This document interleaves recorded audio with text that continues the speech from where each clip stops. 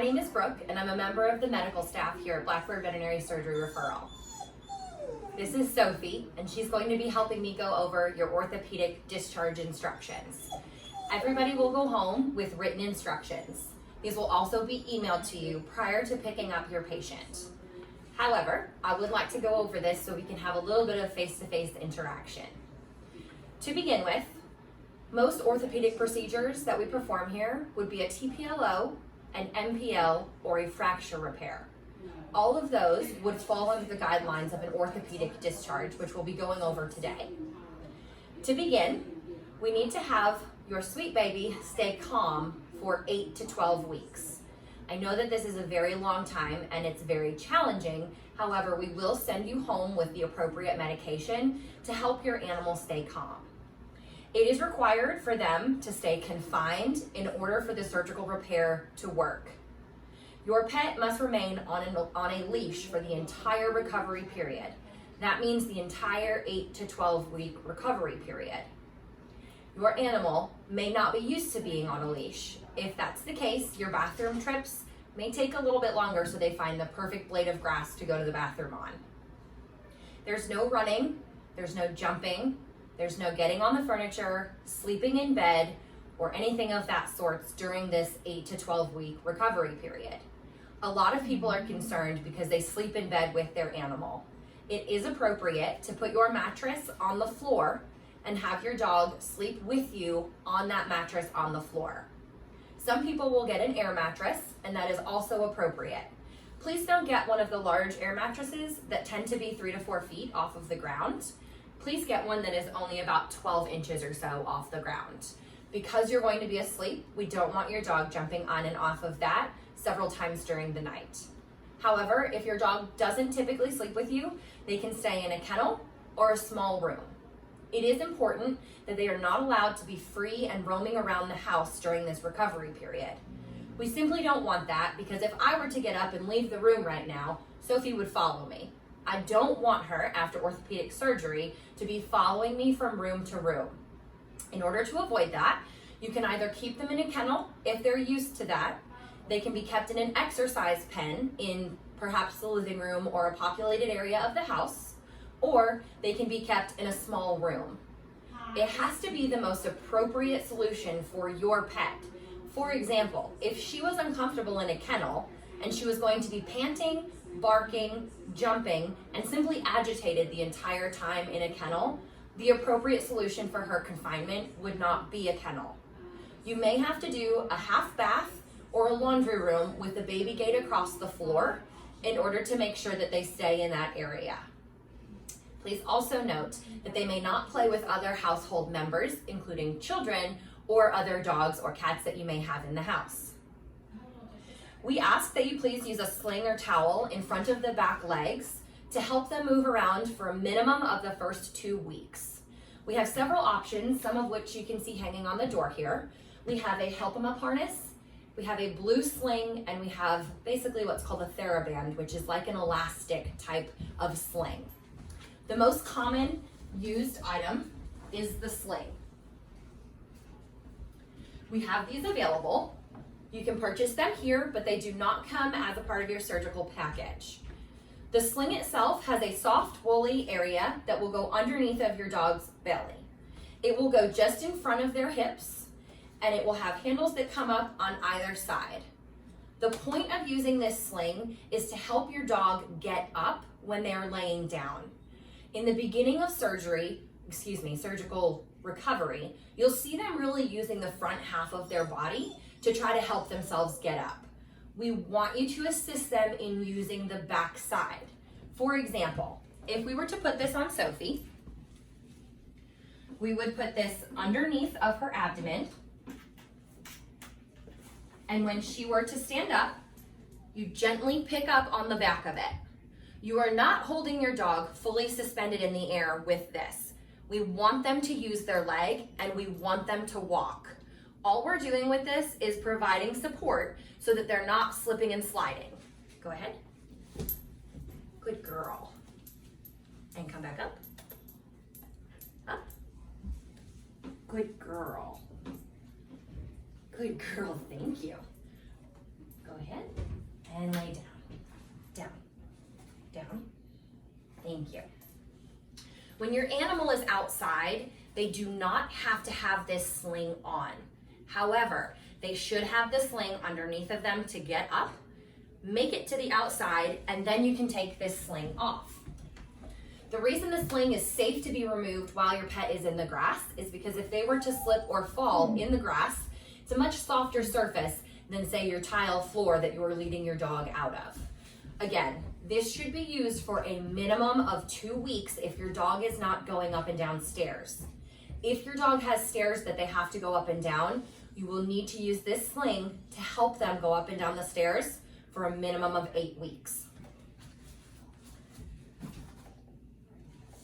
Please note that we want your dog to be walking and using the surgical leg. A typical time frame of that would be that your dog will limp and not bear weight on their leg for a minimum of 2 to 3 days. That means that they'll be holding it up and not applying it on the ground to support themselves.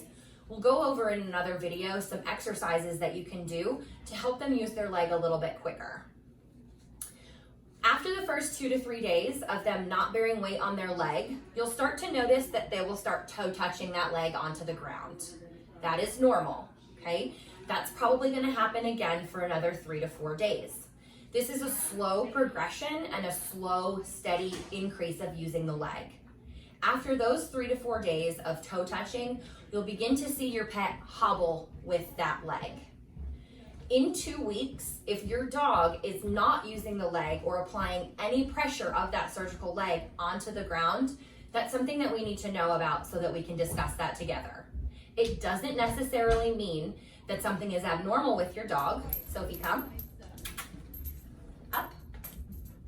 Lie down. Thank you, ma'am. It doesn't necessarily mean that something is abnormal with your dog. It just means that we should touch base and see why it is that your dog isn't using their leg at 2 weeks. The next thing you'll notice is that there are instructions on the incision.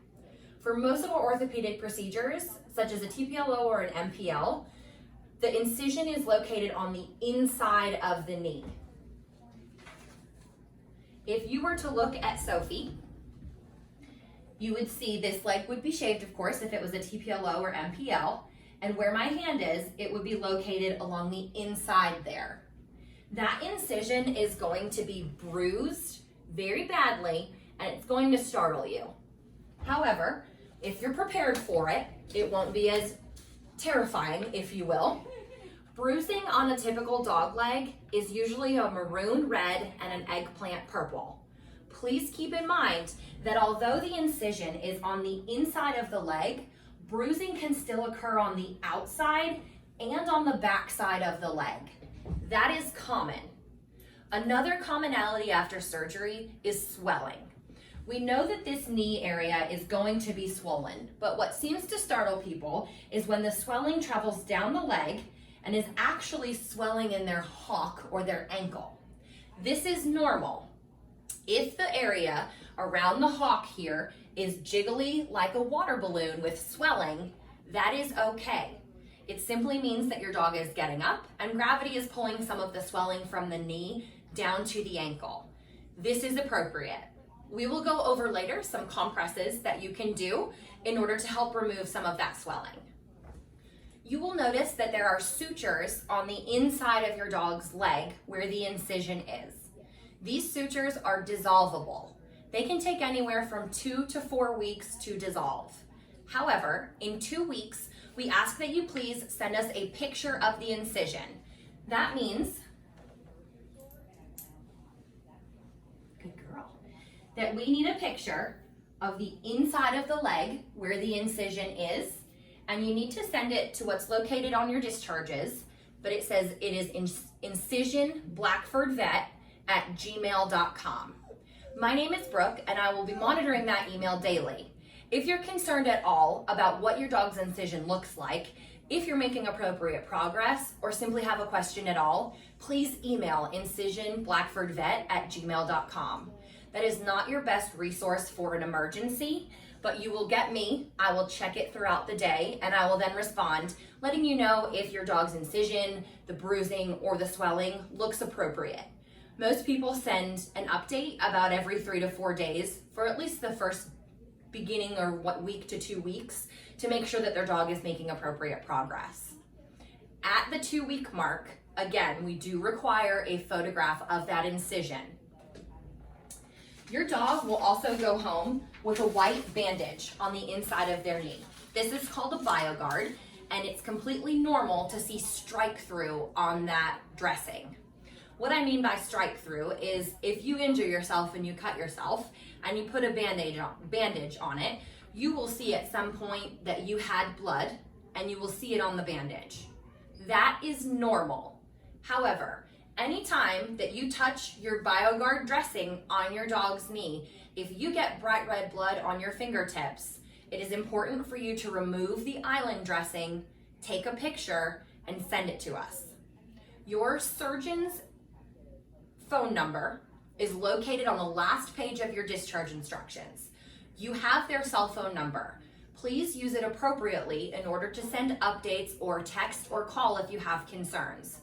If you are calling one of the surgeons, please leave a message if they don't answer, stating your name, your dog's name, and why they were here for surgery. They will definitely return your call as soon as they can.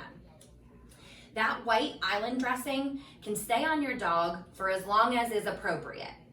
I understand that that's kind of vague, but what that means is that sometimes those island dressings fall off as soon as we put the dog in the car. That's okay, believe it or not. If that island dressing falls off soon, you don't have to worry about it. You don't have to put anything on the incision, and we encourage you and ask you to please not bandage it. You should never wrap or apply any type of bandage yourself onto your dog's knee or any wound in general on your pet.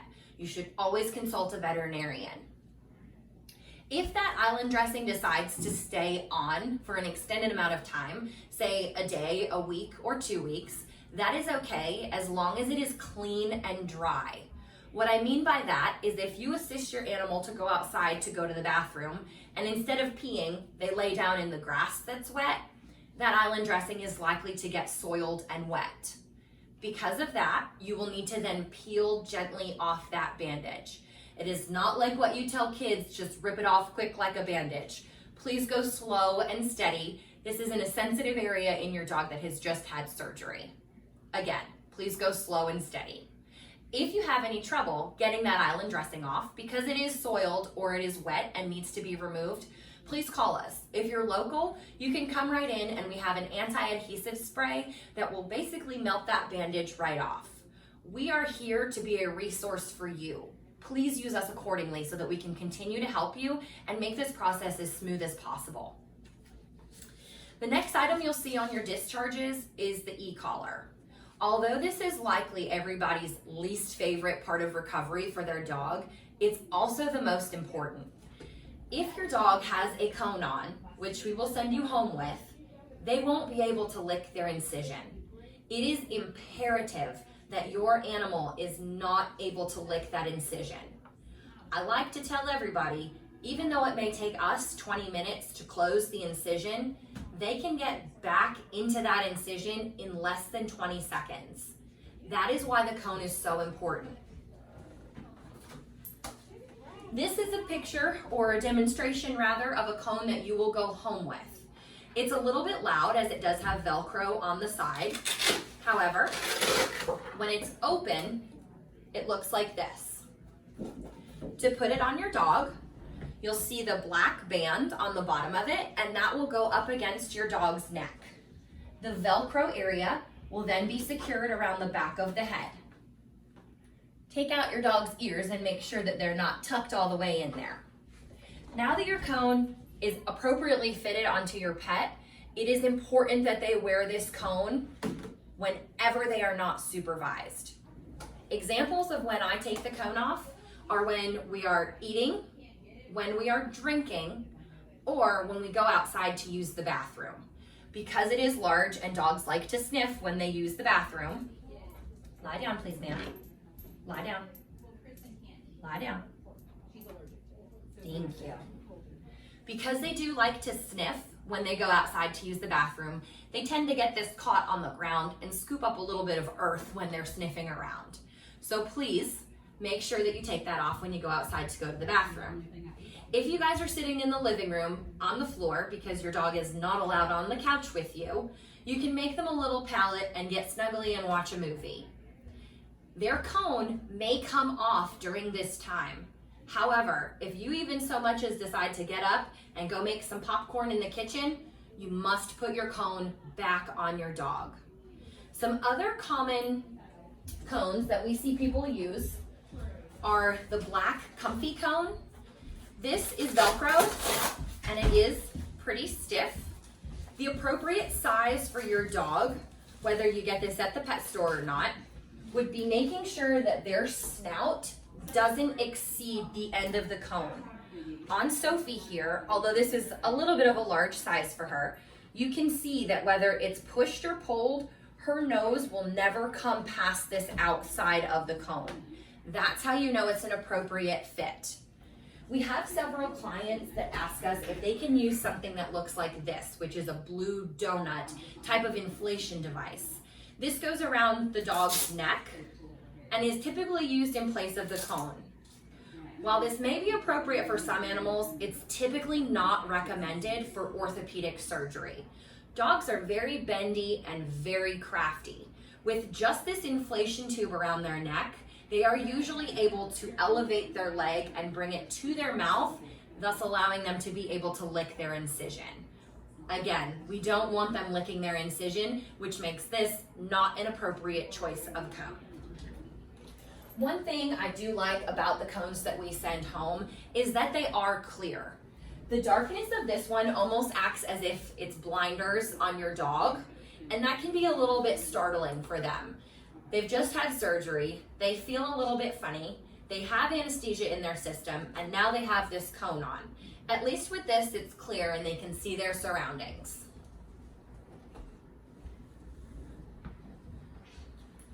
The cone can come off. Good girl.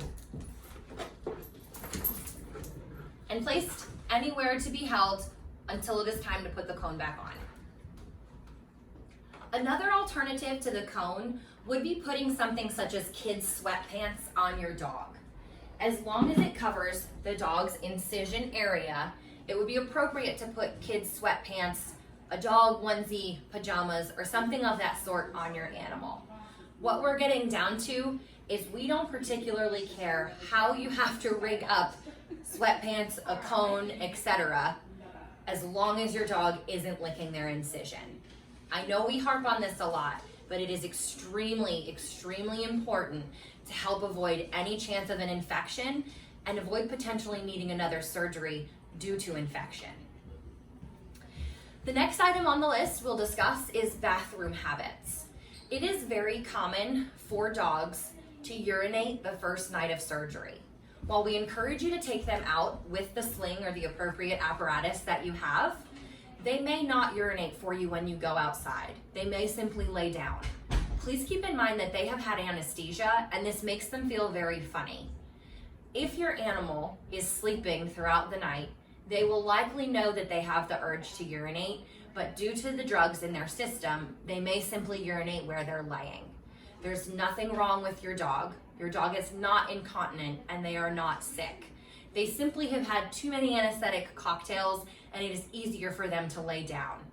Clean up your animal with some baby wipes and just put down some either older towels, older blankets, or pee pads in case that this happens. It may or may not happen to your animal. We just want you to be prepared. The other thing that can happen after surgery is dog's defecation cycle will get off. That means pooping is going to be off schedule. While you may be used to your dog going out and going to the bathroom first thing in the morning and last thing before bed, that routine is going to change, and that's okay. It is common for dogs to not defecate up to 4 to 5 days after surgery. That is okay. They had an earlier dinner last night. We don't suggest that they eat dinner tonight, and then they have half of their normal breakfast tomorrow. Not to mention the anesthetics that are in their system that slow down their GI tract. This means that they may get constipated. If you have pumpkin at home, we encourage you to use it. It's plain canned pumpkin, not the good pumpkin pie filling, the good old boring stuff that you can find at Walmart or somewhere in the baking section. Your dog can get a tablespoon depending on the size. For example, a Great Dane could probably get 3 tablespoons in the morning and in the evening with their food. The fiber in the pumpkin typically helps keep the train rolling, if you will. As long as your dog isn't straining to defecate, it's okay. We know that it's going to take a couple of days for them to get back on schedule, and we appreciate you bearing with us. However, if you are concerned, please call us or email us or even text us so we can walk you through this again. As far as exercise is concerned, it's really important that your dog walks and uses their leg. Even if they were to walk out of the animal hospital assisted with the sling, we would encourage use of that leg. During your first 2 weeks, your dog should be taking 5-minute bathroom trips at least 3 times a day outside. Now, if your dog goes outside on their leash and they go to the bathroom right away, we would encourage you to very slowly walk your pet around for a total of 5 minutes to encourage use of that leg. Please remember, it is normal during the first 2 weeks for them to be limping and not using that leg continually.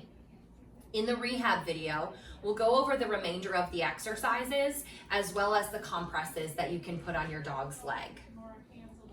As far as recheck x-rays go, we do suggest that your pet gets another set of radiographs taken in 8 to 12 weeks. There can be about a week fluctuation depending on the date, and this can be performed either here at Blackford Veterinary Surgery Referral or at your primary care veterinarian. Most veterinarians are fabulous and are very good at taking pictures, and they can email them today thanks to modern technology.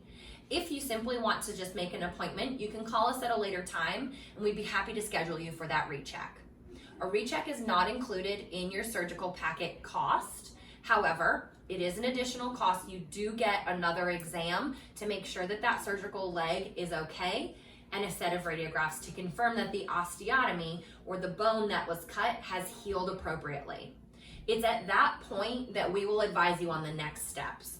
Some dogs may need to be quiet for another 2 weeks. Some dogs may need to be quiet for another month. Regardless, we will coach you on how to get your dog back to normal activity. Even if we were to release you at the end of 8 weeks and tell you that your dog was healed and good to go, we don't want you to simply release your dog to the wild and have them run around. It would be as if you were training them for a couch to 5K. I can't simply get off the couch and go run a marathon. It wouldn't happen. So after 8 weeks of having your dog under exercise restriction, it's important that you use that process slowly and methodically to build back up the appropriate muscles and help them and set them up for success. Tonight, you can expect a few different things from your dog after surgery. Number 1, they will go home with a small wrap on their front paw. That is where the IV catheter was placed. We will remove that, of course, prior to your animal leaving the animal hospital. However, it is a compression wrap, and we ask that you remove that when you get home. You'll see a little shaved area under that, and that is completely acceptable because that's where your IV catheter was. We don't suggest that you feed your dog tonight, the night after surgery. Your dog is going to be sleepy, and if all goes right in the world, they'll go home and sleep the rest of the evening. If that's the case, we don't want you waking them up trying to give them food, or if you have a chow hound, we don't want them to engulf their food, then they'll have a queasy anesthetic belly and simply throw it back up. If you feel that you absolutely have to feed your animal, you can give them a handful of kibble hand-fed to them. That means 1 or 2 kibbles at a time, and again, just a tiny handful. If you feel that that is most appropriate for your dog and they're alert enough for that, that is okay. However, if your dog doesn't eat and doesn't drink tonight, that is perfectly acceptable. Underneath of that wrap where your IV catheter was, that's where your dog was given IV fluids. They are appropriately hydrated, meaning that they don't have to drink water. We gave them water through their vein to make sure that they were stable through anesthesia and appropriately hydrated. Because of that, again, you do not have to feed them and give them water tonight. If you feel that your dog is thirsty and needs to have some water, you can take a bowl and offer it to them. Give them a couple laps of it and then simply take it away. We don't want them chugging all of the water, having an anesthetic belly, a queasy anesthetic belly, and then throwing up that water. We do suggest tonight that you try to take your animal out to go to the bathroom. This may happen around 9 o'clock or 10 o'clock at night. If that's the case, we suggest that you use the sling or the help 'em up harness, a towel or a scarf, something to help support their lower area. We suggest that you use that to take them out to a nice grassy area and try to use the restroom. If your dog simply is snoring and you don't feel that they will stand up to go outside to the bathroom, that's perfectly acceptable. But remember when we talked that they might tinkle themselves tonight?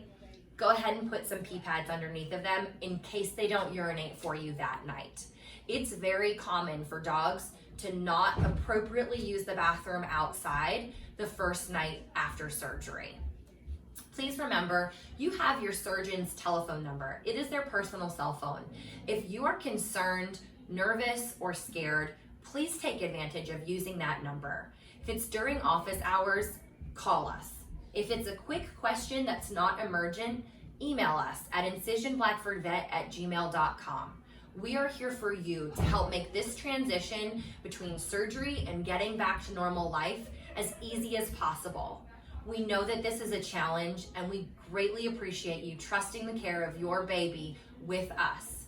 It's not something that we take lightly, and we want you to know that we are here to support you throughout the entire recovery process.